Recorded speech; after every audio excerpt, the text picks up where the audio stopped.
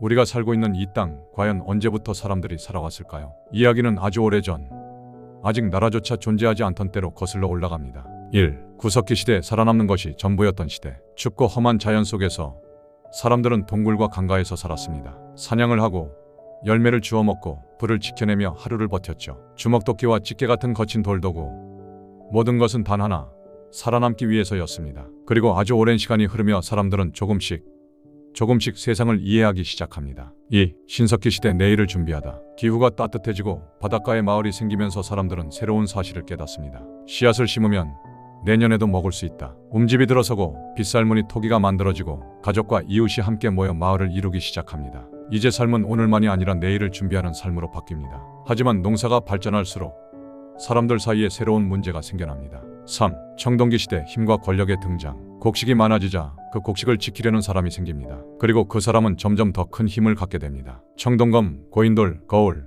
이 도구들은 단순한 생활 도구가 아니라 권력과 지위의 상징이 됩니다. 이때부터 한국사에 처음으로 계급과 지배자가 등장합니다. 이러한 변화 속에서 마침내 나라라는 형태가 만들어지기 시작합니다. 4. 고조선. 첫 번째 국가. 전해오는 이야기 속에서 단군 왕검이 나라를 세웁니다. 고조선은 단순히 땅의 이름이 아니라 사람들이 함께 지켜야 할 질서를 만들었습니다. 사람답게 살아라.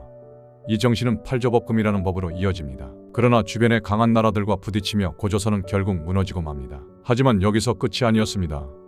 이 땅에는 이미 나라의 씨앗이 심겨 있었기 때문입니다. 5. 삼국시대. 경쟁이 만든 성장. 고구려, 백제, 신라 세 나라는 서로를 넘어서기 위해 끊임없이 싸웠습니다. 고구려, 광개토대왕과 장수왕, 만주까지 뻗어나가며 강력한 군사국가로 성장. 백제, 세련된 문화, 활발한 해상 교류, 일본과 중국까지 영향을 미칩니다. 신라, 화랑도를 중심으로 힘을 키우고 결국 삼국을 통일합니다. 전쟁은 큰 상처를 남겼지만 문화와 기술은 눈부시게 발전합니다. 그리고 이 통일은 한반도의 새로운 시대를 열게 됩니다. 6. 통일. 신라 문화가 꼽히다. 불국사와 석굴암, 그리고 활발한 해상 교류. 한반도는 동아시아 문화를 연결하는 중심지가 됩니다. 하지만 시간이 흐르면서 지방 호족들이 점점 강해지고 나라의 균형이 흔들립니다. 그 틈을 따라 북쪽에서는 또 다른 나라가 등장합니다. 7. 발해. 일치하는 고구려의 정신. 고구려 유민 대조영, 그는 만주에서 새로운 나라 발해를 세웁니다. 풍요롭고 강력한 국가. 중국은 발해를 이렇게 불렀습니다. 해동성국. 동쪽 바다에 번성한 나라. 이 시기 남쪽엔 신라, 북쪽엔 발해. 두 나라는 서로 다른 길을 걸었지만 같은 역사 위에 존재했습니다. 그러나 세월이 흐르며 신라도 발해도 역사 속으로 사라집니다. 그리고 새로운 통일 국가가 등장합니다. 8. 고려. 전쟁 속에서도 문화는 남는다. 918년 왕건.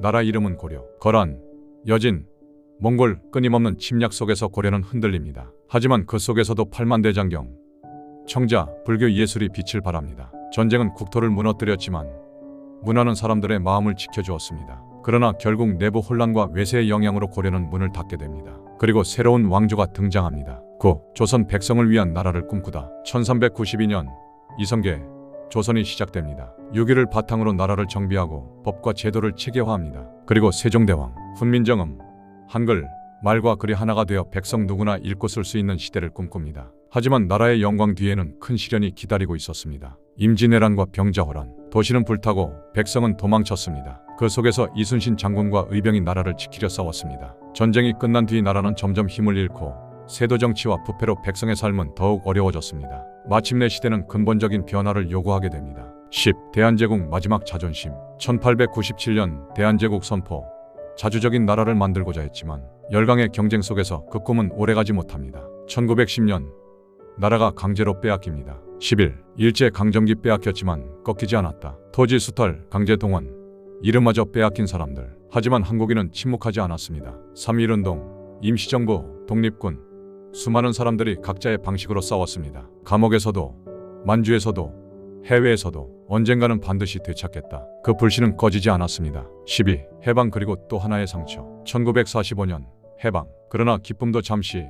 한반도는 남과 북으로 갈라집니다. 13. 한국전쟁. 같은 민족, 서로를 향한 총불이. 1950년 전쟁이 시작됩니다. 수많은 희생, 무너진 도시, 헤어진 가족들. 전쟁은 끝났지만 분단의 상처는 지금까지 이어지고 있습니다. 14. 산업화와 민주화. 다시 일어서다. 폐허 위에서 다시 출발한 대한민국. 고속도로가 놓이고 공장이 세워지고 세계가 놀랄 경제 성장을 이룹니다. 하지만 사람들은 이렇게 말했습니다. 먹고 사는 것만으로는 충분하지 않다. 자유와 권리를 향한 외침, 1987년 국민이 직접 대통령을 뽑기 시작합니다. 15. 현대 세계 속의 대한민국. IT, 반도체, K-팝 영화와 드라마. 이제 한국은 세계가 주목하는 나라가 되었습니다. 전쟁의 잿더미 위에서 출발했지만 우리는 끝내 여기까지 왔습니다. 그리고 지금도 한국사의 다음 페이지는 우리의 일상 속에서 계속 쓰이고 있습니다. 역사는 먼 곳이 아니라 오늘을 사는 우리 모두의 이야기입니다.